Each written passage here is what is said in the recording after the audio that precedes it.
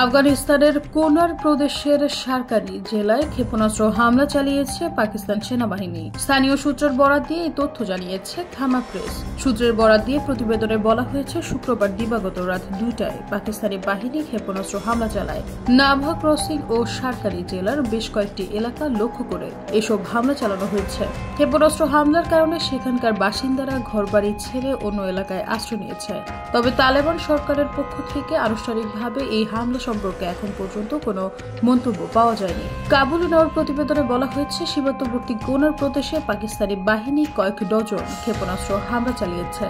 স্থানীয় সূত্রের বরাত দিয়ে কাবুল নাও বলেছে, শুক্রবার রাতে পাকিস্তানি বাহিনী সারকারি জেলার বিভিন্ন গ্রামে অন্তত 50টি ক্ষেপণাস্ত্র হামলা চালিয়েছে। তবে এসব হামলায় কি পরিমাণ ক্ষয়ক্ষতি বা হতাহতের ঘটনা ঘটেছে সেই সম্পর্কে বিস্তারিত কিছু জানা যায়নি। এর আগে গত 2 জানুয়ারি আফগানিস্তানের খোস্ত প্রদেশের বিভিন্ন গ্রামে হামলা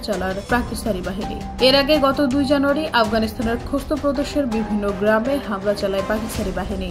এছাড়া গত 24 ডিসেম্বর আফগানিস্তানের পূর্বাঞ্চলীয় পাখতিকা প্রদেশে হামলা চালায় পাকিস্তানি বাহিনী। এতে আফগানিস্তানে অন্তত 50 জন নিহত হয়। নিহতের মধ্যে নারী ও শিশু ছিল।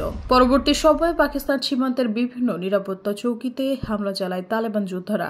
এতে অন্তত 19 জন পাকিস্তানি সেনা নিহত হয়। এরপর থেকে দেশ দুইটির মধ্যে পাল্টাপাল্টি হামলা চলছে।